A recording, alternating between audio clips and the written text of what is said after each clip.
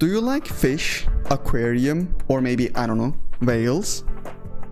Me too! I'm Engin, but you can also call me Alden, and today I want to take a look at HSR's new character, Hysilens. And now the Apocalyptic Shadow is also out with a dot buff. We can take a look at it and see what happens in an account that doesn't have this dot buffing unit. But first, we can take a look at her setup real quick. So, in her bonus ability, when she enters combat with her passive skill, she generates a skill point.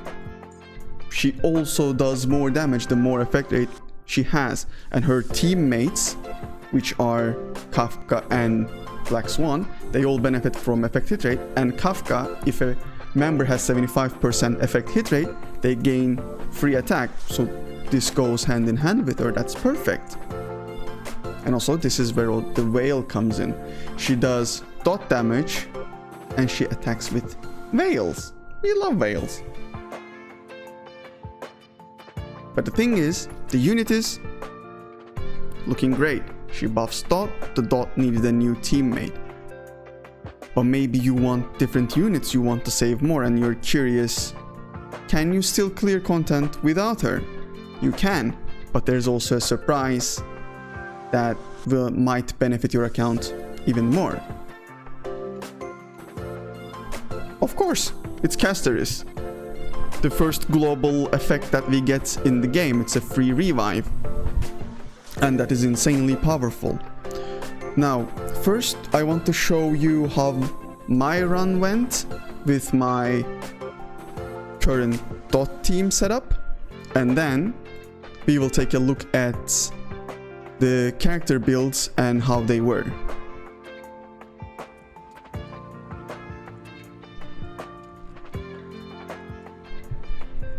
Since in this mode there's only one enemy, it's easier to stack the dot on them, and the dot effect won't disappear unless the enemy is going into another phase of theirs.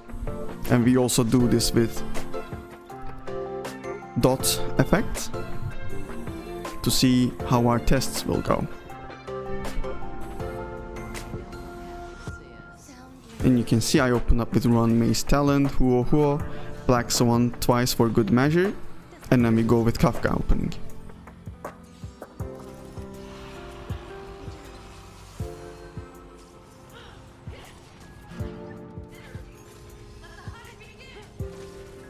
Another important point here I want to show is that, to me, when I play this game, I would like to see, when I build my characters at a good point, they can run these at an auto.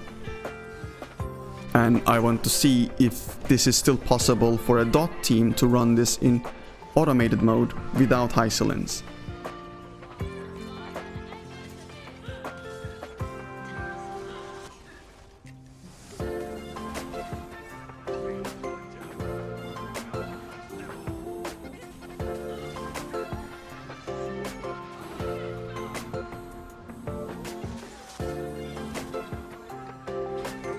And that's the good thing with having Huohuo. Whenever someone in the team gets debuffed or the control effect, she will dispel them with her healing effect. And she also provides attack buff to the dot units, and dot scales with attack, so they are benefiting from her at a pretty good rate, I would say.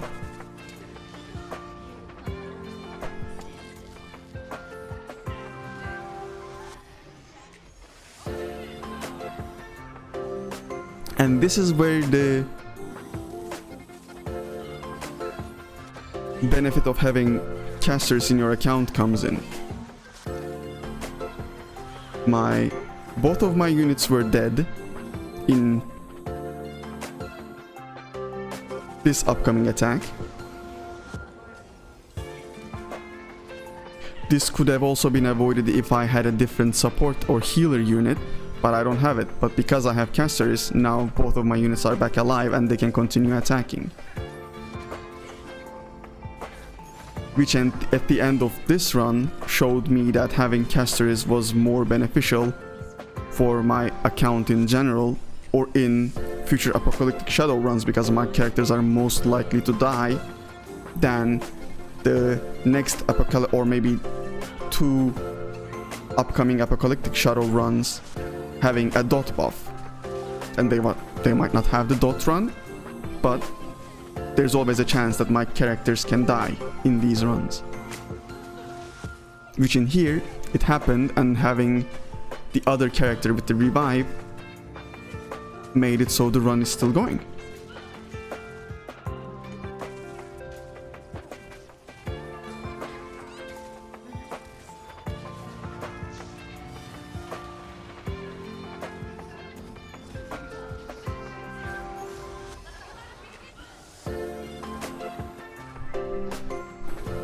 And after that initial change and the death, my characters did not face any other risky moment, because now it will be my Huohuo's coming turn, and then she will heal them, and whenever another character uses their ultimate, they'll also be healed, because that's what she does.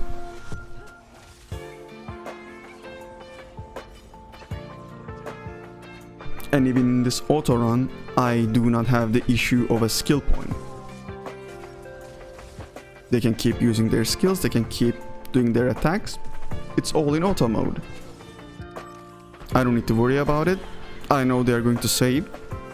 I know they're going to survive, and I know they're going to finish the content.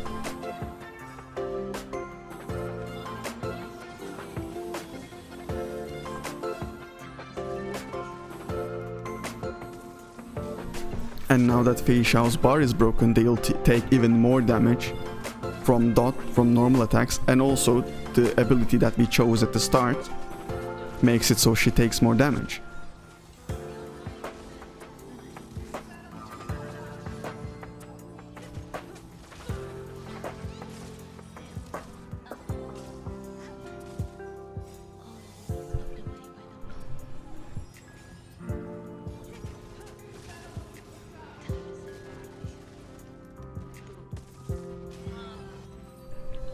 That's it. The run is done. Points, I would say this is still a good amount of point for a site to complete. It's not 4,000, but the general full reward point is 6.6k, and this is already the half of it. So you just need another team that can clear at the similar point range, maybe less, maybe more, and you will still get the full rewards. But now, let's take a look at how my characters were built. If I fast forward, here's my Ruan Mei. It's good to run Ruan Mei with dot units because she increases their speed and also provides res penetration. If I move my camera here, you can see that she is on a break set build with her light cone. None of them has limited light cones or Eidolons, so this is as cheap of a run as it gets. My Kafka doesn't have Eidolons. Her relics are built with Revelry by the Sea and the Prisoner in Deep Confinement. There are different suggested builds, but I believe that her doing more damage is more beneficial to me. And I don't want her to be just a support, she is there to deal damage. Here's her light cone, she doesn't have her signature. And here are the stats in overall look.